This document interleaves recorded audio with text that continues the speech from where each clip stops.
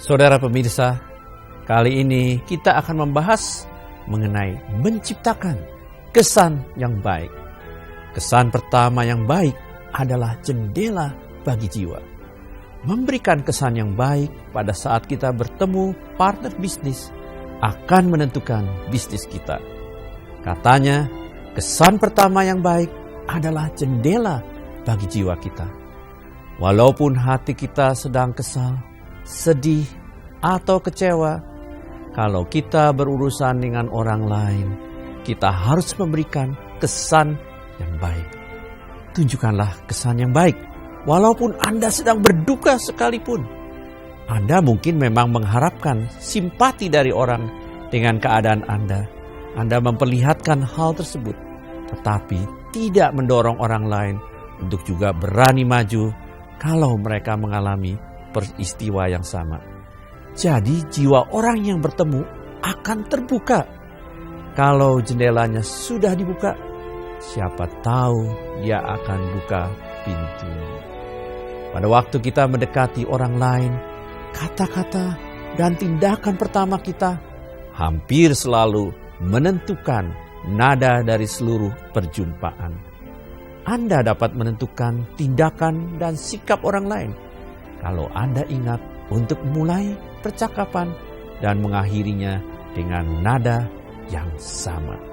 Hal itu tentu tidak mudah, namun itulah keahlian kita untuk menciptakan kesan yang baik. Kalau sedang membicarakan bisnis, mulailah dengan nada bisnis. Kalau menginginkan suasana informal, mulailah dengan suasana informal. Orang lain akan menyesuaikan dengan keadaan. Kalau Anda mulai pertemuan dengan marah, orang lain pun akan siap untuk marah terhadap Anda. Mereka akan memainkan peran dengan suasana panggung yang kita ciptakan. Setiap kali kita mengadakan hubungan dengan orang lain, kita sedang menata panggung. Kalau kita menata panggung untuk komedi, jangan berbicara serius. Kalau kita menatap panggung untuk tragedi, jangan harap orang tertawa. Jadi jangan heran kalau bisnis atau hubungan kita menjadi gagal karena kita salah menatanya. Masalahnya, karena kita tidak dapat memberikan kesan yang baik. Makanya, sebelum kita memulai pembicaraan dengan seseorang, tanyakan kepada diri sendiri, apa yang saya inginkan dari pembicaraan saya? Suasana hati yang bagaimana yang harus muncul? Baru kita menciptakan nada yang akan menata panggung itu. Kita bisa mengatur tindakan dan sikap orang lain dengan mengingat bahwa kesan pertama yang kita berikan cenderung menjadi kesan abadi. Anda dapat menyusun suatu peta mental Anda dalam menciptakan nada yang Anda inginkan. Tapi kita lebih bertanggung jawab terhadap perasaan kita dibandingkan orang lain.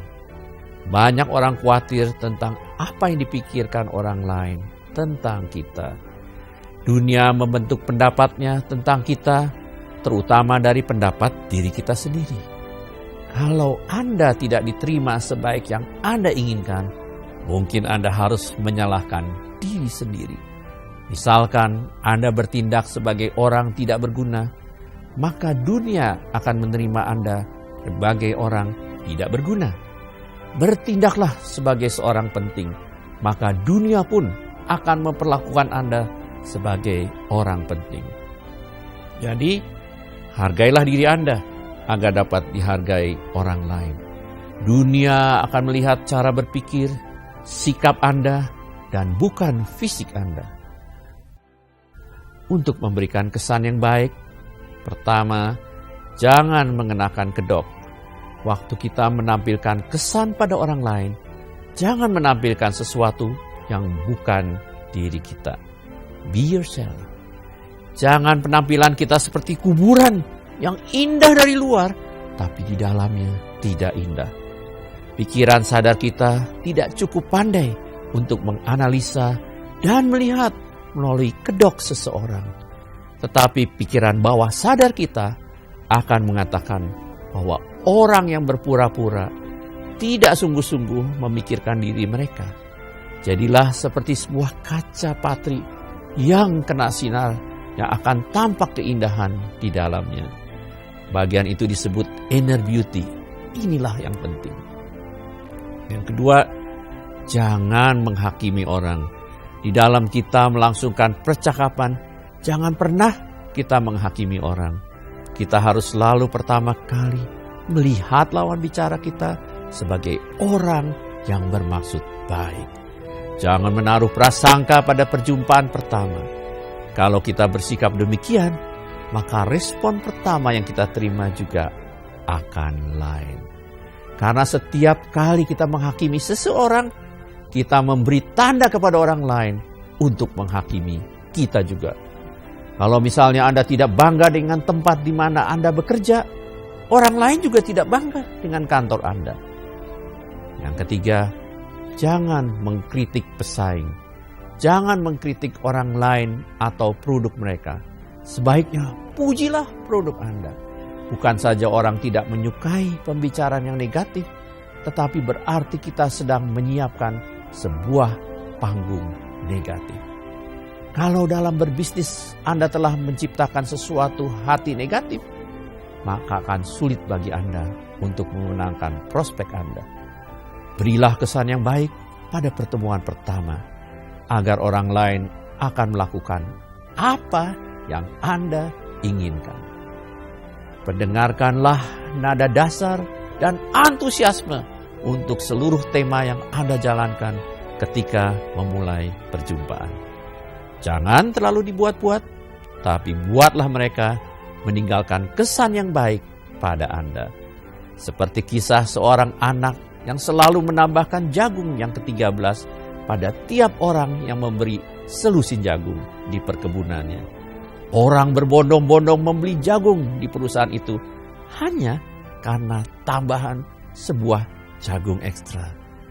Anda pun bisa memberikan kesan ekstra dalam bisnis Anda. Dan selanjutnya terserah Anda. Itu kata sebuah iklan. Makanya dikatakan sebuah peperangan yang terbesar terjadi di dalam diri kita, bukan di dalam luar diri kita.